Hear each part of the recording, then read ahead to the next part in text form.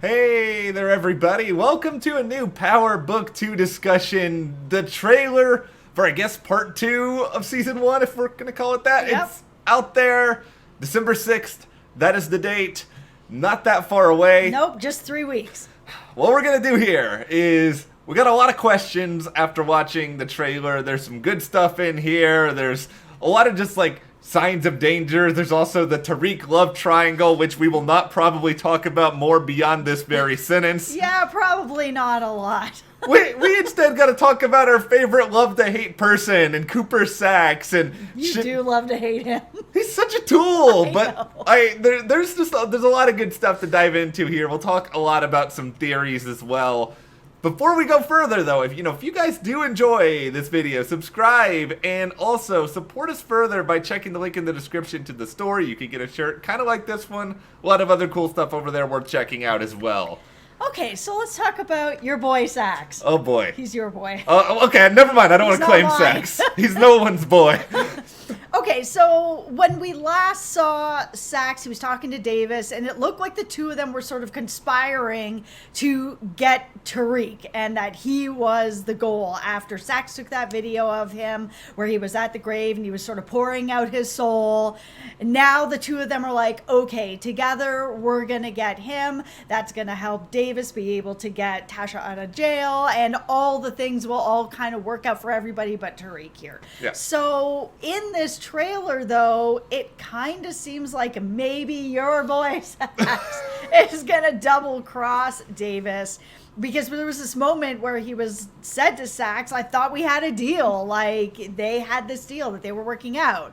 Now, there are tons of theories out there already, though, that Davis was never really in on this deal to begin with, and that maybe it's going to be like a double cross. You know what this is? Right?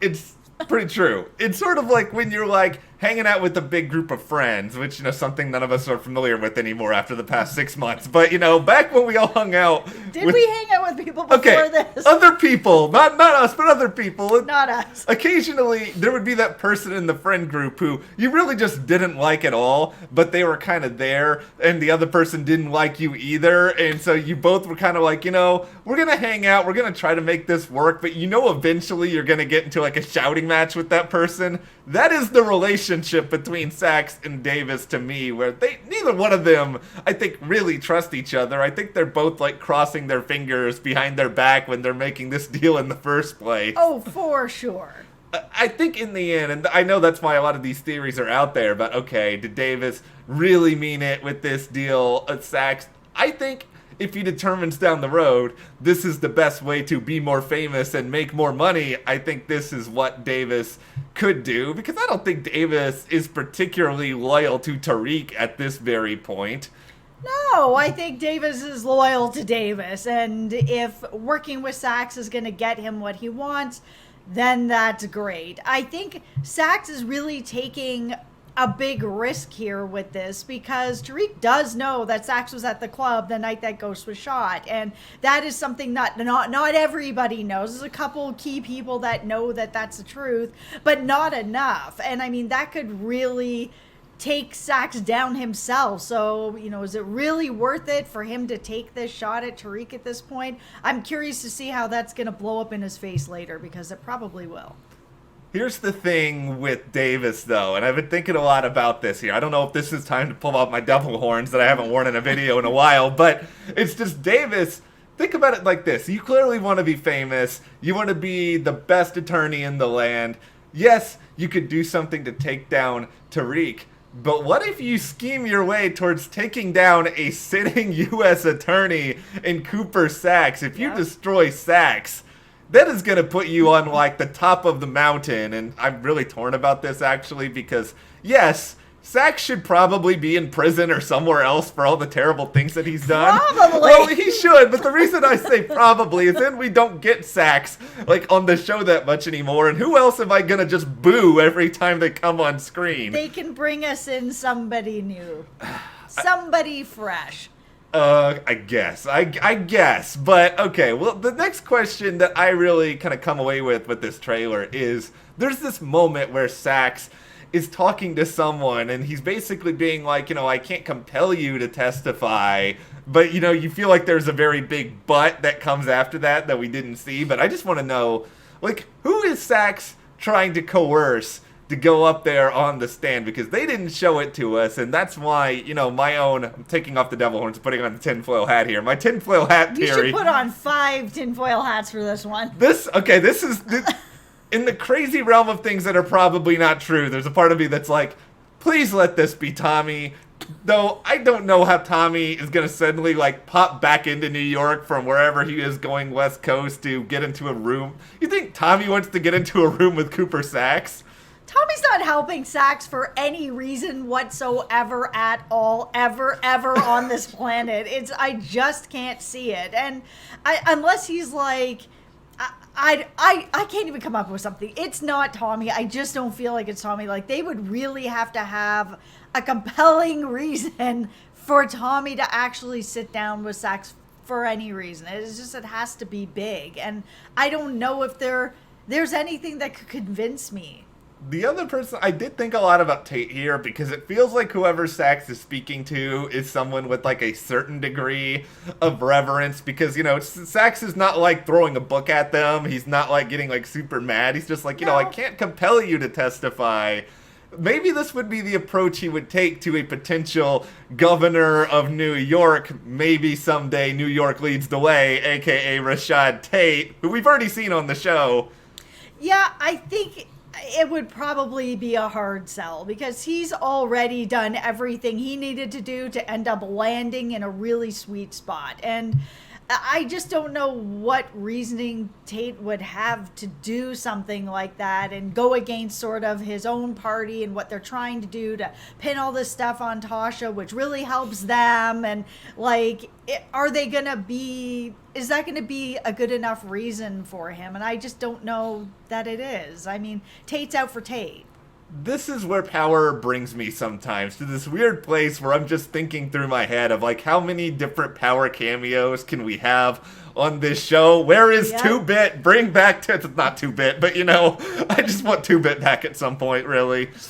Okay, so then we also had this moment where Tasha was threatening someone on the phone and was just kind of like, I'm going to find a way to hurt what's yours. And, I mean, we didn't really see a lot more than that, but... for me, it feels like she's obviously talking to Monet at that point. And we've seen Monet put the pressure on Tasha, and Tasha's in jail. There's not a lot that she can really do right now. There's been sort of the threats against Tariq and threats against her, and she's feeling really helpless. But clearly she's been push at this point, that she is pushing back to who I think is Monet at that point, where she's just like, I am going to find a way to come after you if you keep doing this to me.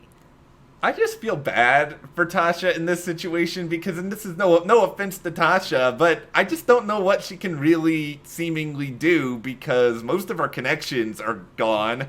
She's behind bars. We haven't gotten enough of Tasha in prison to think that she actually is, the queen pin behind bars that John Mock and, Ott wanted to perceive her to be. Maybe this is where Tommy comes in. And now listen, I know that he's mad at her, and rightly so.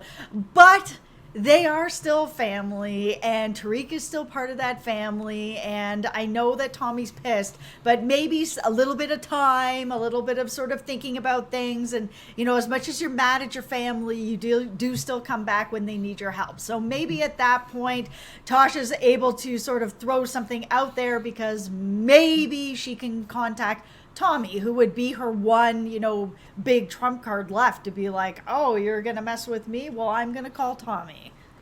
What's so crazy about this is that at first when you started bringing up Tommy's, I was like, we're really just trying to find any way whatsoever to bring in Tommy. But I agree. Bring him in, please. But the thing is, actually, as you continued to go on there, it's like, this actually does make a lot of sense. It makes a lot more sense he's doing that than he is that he's talking to Cooper Sax in a room. He's not talking to Sax. I don't believe it. No. So I it could theoretically be this. I do want to see more of Tasha behind just her sitting in a jail cell for the rest of this season. Yeah, I'd like to see a little bit of what her life is really like in there. And I mean, if it is sort of the dull drums of get up, eat, wander around, nothing's really happening, that's okay too. Like, it doesn't all have to be Oz every time we're watching a prison show, but you know, at least give us a little more of that. It can be a montage, it could be anything, just to kind of let me know that you know, she's not in danger in there, her life is a bit dry in there, whatever it is. The next big question we have, it relates to two of my favorite characters. I don't know why they're two of my... I was out on Brayden early on. I was about to say, Brayden was my guy. Yeah. I was in him that minute that he started hitting all those phones out of people's hands. I was like, okay, this guy's got Tariq's back. I like him. I've come around on Brayden. I'm now on board, and I'm very on board with this idea of, like, is Brayden calling Kane crazy in this trailer? Because there's a voice that sounds a lot like Brayden who is saying this, and I have already well established that I'm all in on Kane as like the resident just complete wild card on this show who's probably going to irresponsibly kill someone before the end of this season. Oh, for sure. I think it would concern Brayden, because Brayden is not really living that kind of lifestyle with this family, with Kane. I mean, it's him and Tariq, so it's him and his best friend, and they're running things, and they're kind of running things not like this. There's not a lot of violence attached to it right now. You know, yeah, he got into a fight with someone at a party, but that's not the same as Kane.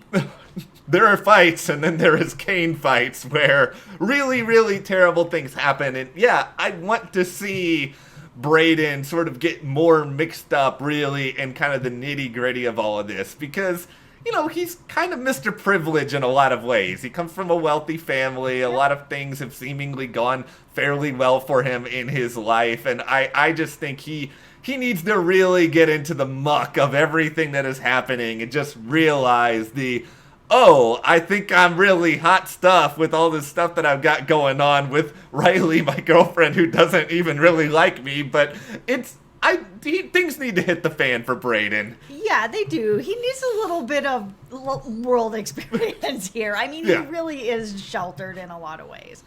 Okay, so the last thing we're going to take away from this trailer is sort of the idea that Jabari is starting to figure out that there's something that Tariq is hiding. And, you know, obviously Tariq is hiding that he's doing this stuff at school and dealing at school and doing all this stuff. But, you know, it's going to be an interesting back and forth with Jabari, who's a character who I just haven't cared about really at all so far. But if he starts to kind of come in to be like, oh, I'm kind of starting to sniff around that Tariq is doing this stuff. We just saw that he plagiarized Tariq's work. And we know that for Jabari, his like being an author and that sort of prestige and the snottiness that comes with it is really important to him and his image. So him doing something like this, I mean, obviously Tariq is going to find out about it, right? So, I mean, once that happens, I'm interested to see that push and pull from them, where Jabari's going to kind of start to figure out what Tariq is doing, and Tariq is going to find out that he has plagiarized him. I think it's pretty clear where some of this is going to go, and it's kind of like you spelled out, where maybe Jabari figures out something, threatens Tariq threatens him back with the plagiarism, and then Jabari's just kind of stuck. I just want to see these two worlds get a little bit more mixed up somehow, because kind of like you said, I can't get in on Carrie and Jabari and the school side of things, because it's just, you've got stuff like that. And then you've got Kane on the other side, and you've got Monet, and you've got Tasha. There's just like so much good, interesting stuff. Yeah, I think the real issue is that Jabari and Carrie are just not really fitting into the rest of Tariq's world. Like they're so on the outskirts of it, and that's why this sort of idea that maybe Jabari's going to find out about something, maybe Tariq will not threaten him with the plagiarized thing and just be like, I'll let you take it if you keep quiet. I will give it to you. That will be the deal if you just let this go. And I'm sure Jabari will be like, all right, Or, and this is another idea I just thought of too, maybe he does something like that, but he becomes kind of like on Shark Tank, where one of the sharks is like, I will help you out, but I want a royalty on back on all of your, because he does For the rest of your life. Hey, Tariq needs money. He seems pretty desperate. He's got to pay Davis. Maybe taking a piece of whatever Jabari is publishing under him could do it. Or he may end up, because he knows that Jabari really cares about the prestige of being an author and now he's a plagiarizer, so that will ruin him. It's possible, not likely, but possible that Tariq will bring him in a way, because he does have a lot of influence at this school, and if he needs to be able to push things a bit harder and faster, he may be able to do that with faculty help.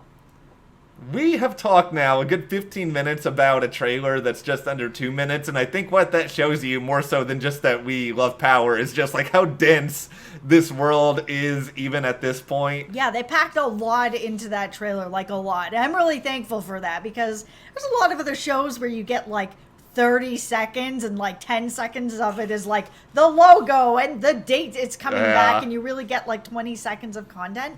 They gave a lot.